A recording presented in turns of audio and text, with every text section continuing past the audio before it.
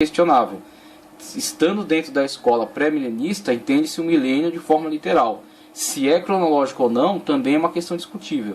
Então, o pós-tribulacionista, com tendência a essa questão alegorizante, também assente de que o milênio não necessariamente seja cronológico no sentido de ter 1000 anos exato. É possível que esse uso do termo 1000, geralmente os números na Bíblia, tem caráter simbólico, sim. Por exemplo, o número 7. O número 7 é um número extremamente simbólico, um número que pode falar, por exemplo, acerca da plenitude. Quando fala dos 7 Espíritos de Deus, quando fala dos 7 dias da criação, né, o 7 geralmente é empregado nessa questão de algo que está pleno, está completo, está plenificação. Então vemos que os números de fato têm um caráter simbólico bastante forte, e é nesse sentido que o pós-milenista lê a questão do milênio. Ele entende, será literal, não está sendo vivenciado agora, como diz o amilenismo e o pós-milenismo, tá certo? Não está vivenciado agora, ele será vivenciado no futuro, então ele é futurista.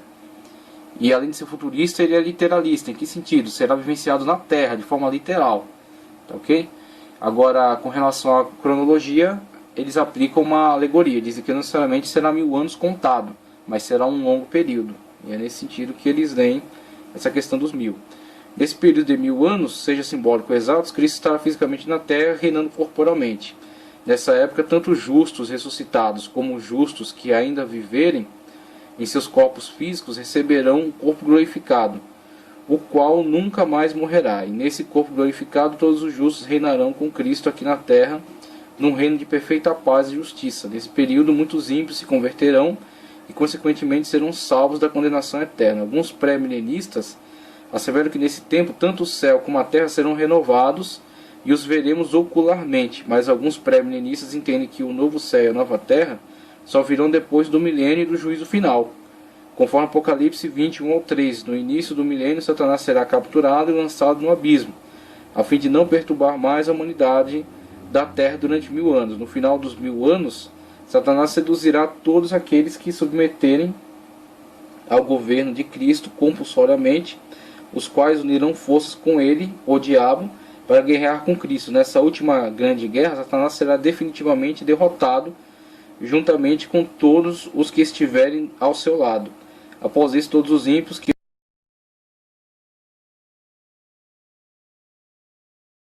em todos os tempos ressuscitarão para enfrentar o juízo final. Depois disso, os ímpios serão destinados ao sofrimento eterno e os santos entrarão nas eras das eras intermináveis da eternidade para viver o gozo eterno. Qual é a questão aqui?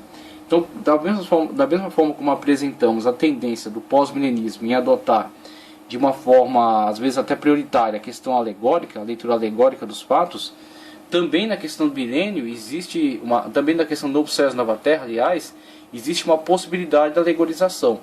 Então, eles entendem que, na verdade, os eventos não têm tantas subdivisões assim. Por mais que eles sejam abordados na Bíblia como eventos todos diferenciados, pode ser que algumas designações tratem de um mesmo evento. Então, por exemplo, a leitura pré-tribulacionista, que é tendência dispensacionalista, a gente vai ver logo em seguida essa escola dispensacionalista, quais são os enfoques que essa escola lança sobre o estudo da Escritura. Eles procuram prioritariamente ler de forma literal, tá? Então, todas as profecias, essas revelações, esses fatos elencados pela Bíblia, prioritariamente são lidos de forma literal. A primeira tendência vai ser a leitura literal. Só se a Bíblia mesmo indicar que aquele fato não é literal, que há uma possibilidade de aquele fato ser alegórico, então eles assentem a leitura alegórica. Mas a prioridade é ler de forma literal. Por isso que quando o Apocalipse elenca os fatos, essa sequência de fatos, e não somente Apocalipse, mas outros autores mencionam alguns eventos que estão relacionados à escatologia, eles vão agrupar esses eventos numa ordem cronológica, entendendo que cada um deles se realizará tal qual foi descrito. Então, por isso que existe a construção da ideia do parêntese profético, por causa da leitura de Daniel, tá certo? Da 70ª semana, da 69, cumpridas, e a outra que aguarda ainda a realização com os eventos da 70ª semana sendo ligados ao anticristo.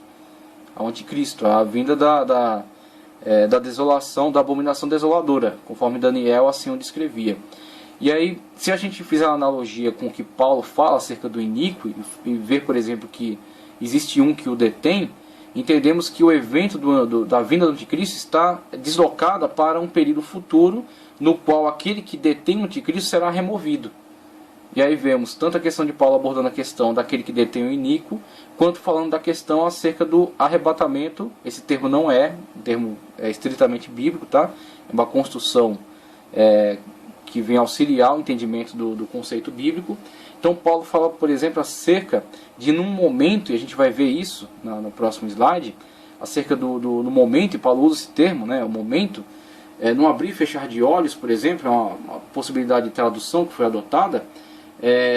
Nós que estivermos vivos seremos transformados, os que estiveram mortos em Cristo ressuscitarão, eles ressuscitarão, e nós que estivermos vivos seremos transformados para encontrar juntamente com o Senhor nos ares, para juntamente nos encontrarmos com o Senhor nos ares. E aí, nessa abordagem de Paulo, essa descrição de evento, o pré-tribulacionista lê: estamos vivendo hoje o parêntese profético, as 69 semanas de Daniel estão como que congeladas, aguardando o início da 70ª.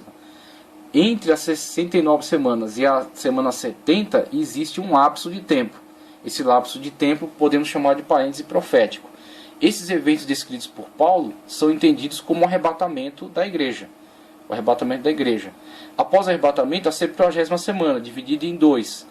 Como Cristo falou, que se a grande tribulação, que é a segundo período, não fosse abreviada, ninguém sobreviveria. Após a grande tribulação, a guerra do Armagedon, descrita em Apocalipse, a parousia, também descrita, e a questão das 12 ressurreições. A primeira para vivenciar o milênio, e a segunda ressurreição só após a guerra que encerra o período milenar. Quando Satanás, que esteve preso 1000 anos aqui ele foi preso. A besta, o falso profeta, a besta que sobe da terra e a besta que sobe do mar, foram lançados no lago de fogo. Satanás foi amarrado, está amarrado durante 1000 anos. Pelo menos é o que Apocalipse 20 assim aponta para nós. Ao final dos 1000 anos será solto, quando sairá para enganar aquelas pessoas, não a igreja, tá? Que está no corpo glorificado, mas sim aqueles que estarão vivos durante o milênio como pessoas comuns, pessoas vivendo nos seus corpos normais, não foram glorificados ainda. A igreja está no estado de glorificação, ela foi arrebatada e está glorificada juntamente com Cristo Jesus, está reinando, são reis e sacerdotes para Cristo aqui na terra. Agora, juntamente com a igreja, existem as pessoas que estão vivendo a sua vida comum, sua vida normal, no seu corpo normal. E são essas pessoas que poderão ser, dependendo da forma como reagirem, a última tentação que será investida por Satanás, quando for solto no final do período de 1000 anos. Quando então for solto, estará preso, será solto e será para enganar as nações. Aqueles que se deixarem enganar por Satanás constituirão o exército que empreenderá a última grande batalha, a batalha de Gog e Magog, descrita em Apocalipse também, quando Gog e Magog se voltarão contra a cidade que cedia o governo milenar, cedia a época do reino de Cristo na terra por 1000 anos. Então esta última investida é descrita em Apocalipse, na guerra de Gog e Magog. Após a destruição desses exércitos por Cristo, adentrará o evento chamado juízo final. Então, no juízo final, quando então serão ressuscitados todos aqueles que desde Caim, tá certo? O primeiro homicida, que também foi um fratricida, tá certo? Aqueles que atentaram contra a palavra de Deus de alguma forma, atentaram contra a consciência, mesmo quando a lei não existia, havia a consciência, e o dispensacionalista subdivide as épocas encarando cada aspecto desse, período da inocência, período da consciência, período da lei, e assim vai.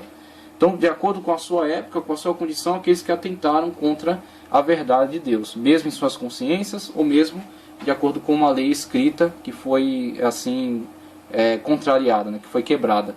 Então todos aqueles que são passíveis de condenação ressuscitarão neste evento, um evento chamado juízo final, tá certo? Para então receberem a sentença de condenação e serem lançados no lago de fogo. E a igreja, juntamente com aqueles que não se deixaram enganar pela última investida de Satanás, adentrarão ao outro período, chamado Novos Céus e Nova Terra. Então veja, o pré-tribulacionista, pré-tribulacionista dispensacionalista, ele subdivide essas épocas aqui de forma cronológica, submetendo-se àquilo que o texto descreve. Então, se o texto descreveu que há eventos separados, ele não alegoriza essas possibilidades, ele lê tal qual o texto apresentou, eventos subdivididos e separados, e procura respeitar a cronologia sugerida. Se disse que é 1000 anos, entende-se 1000 anos. Agora, a leitura pós-tribulacionista já não vê tanto problema em ler alguns aspectos descritos no texto como fatos, na verdade, alegóricos, não necessariamente literais da forma como estão, mas talvez duas menções a um mesmo evento. Então, por exemplo, quando trata acerca do milênio, ele não necessariamente entende que será um milênio cronológico de 1000 anos. E também é possível que, na verdade, o milênio já seja também uma descrição do novo céus e nova terra, daquilo que será a transformação de Deus sobre esse plano terrestre que foi destruído a partir do pecado, o sistema que foi corrompido com a entrada do pecado no mundo, e que será transformado, será enfim transformado ao final, quando Cristo imporá o seu reino e submeterá todas as coisas à sua vontade, como por exemplo Paulo fala em Efésios, que tudo será submetido à sua vontade, que o mundo será completamente submetido a Cristo. Então tudo foi feito por ele, tudo foi feito por ele, e sem ele nada que foi feito se fez. Então logo tudo que foi feito por ele será novamente submetido à sua vontade. Então talvez o pós-milenista, que não tem problema em alegorizar alguns eventos, una alguns. Lendo, por exemplo, que mesmo que haja duas menções, na verdade pode ser duas menções ao mesmo fato, ao mesmo evento. Estão mencionadas em dois momentos diferentes, mas pode estar tratando da mesma coisa. Por isso que existe essa possibilidade dessa leitura unificar a descrição do milênio com a descrição de novos céus e nova terra, e na verdade entender que é um evento só. Então o pós-milenista, ele simplifica essa leitura, ele